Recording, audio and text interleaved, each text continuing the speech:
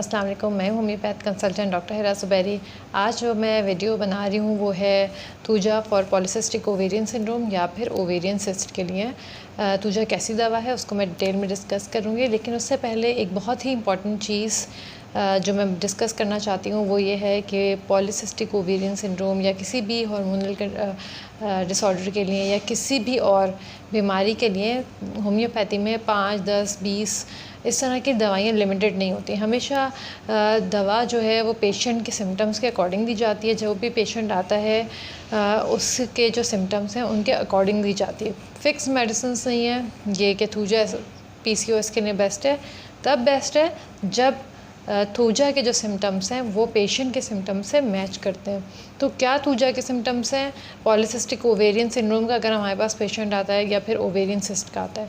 यहाँ एक और बात मैं बता दूं कि पॉलीसिस्टिक ओवेरियन सिंड्रोम में हो सकता है कि आपको ओवरी में सिस्ट ना हो, और ये भी हो सकता है कि अगर आपको ओवेरियन सिस्ट हो तो आपको पॉलीसिस्टिक ओवेरियन सिंड्रोम ना हो, यानी हार्मोनल डिसऑर्डर ना हो। थूजा के जो सिम्टम्स हैं, जो फीमेल सिम्टम्स हैं, वो क्या होते हैं?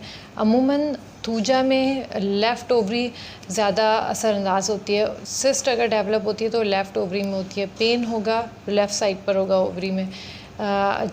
ये पेन अक्सर जब पेशेंट चलता है तो बढ़ेगा या राइडिंग करेगा तो बढ़ेगा, मूवमेंट में बढ़ता है और एक्सटेंड करता है टूवर्ड डाउनवर्ड एक्सटेंड करता है। इसके अलावा पॉलीसिस्टिक ओवेरियन सिंड्रोम की जो मरीज़ा होती हैं उनमें एक जो कंडीशन है वो बहुत कॉमन है, यानी कि बाल निकलना, गैर ज़रूरी बाल निकलना, चेहरे पे निकलना, यानी उन जगहों पे बाल निकलना जहाँ पे अमूमन बाल इतने ज़्यादा थिक नहीं होते, वहाँ पे थिक और डार्क हेयर ग्रोथ होती है।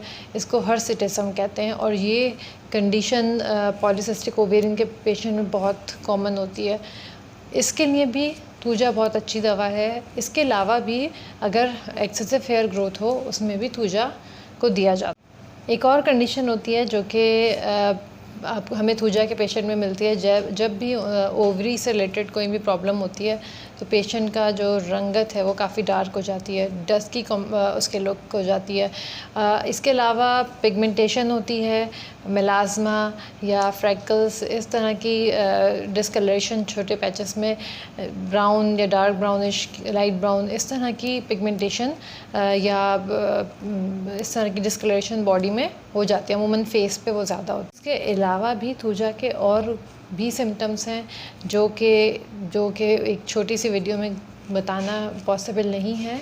जब भी हम थूजा को पेशेंट को देखते हैं हमें और भी उसके जो सिम्टम्स हैं, उसके माइंड सिम्टम्स कंप्लीट उसको देखना होता है, उसके जो और फिज़िकल सिम्टम्स हैं उनको भी कंसीडर करना होता है। उसके बाद ही थूजा को हम देते हैं। फिर उसके लिए जो बेस्ट पोटेंसी होती है वो डिसाइड करते हैं, उसका कितने दिन बाद देना है, वो सब कुछ हर पेशेंट के लिए स्पेसिफ़िक होता है। सबसे इम्पॉर्टेंट ये है कि थूजा उस पेशेंट की दवा है या नहीं है, उसको सेलेक्ट करना वो एक अच्छे डॉक्टर का ही काम है, जो कि आपकी तमाम सिम्टम्स के लेने के बाद, आपको जानने के बाद ही आपको प्रिस्क्राइब करता है।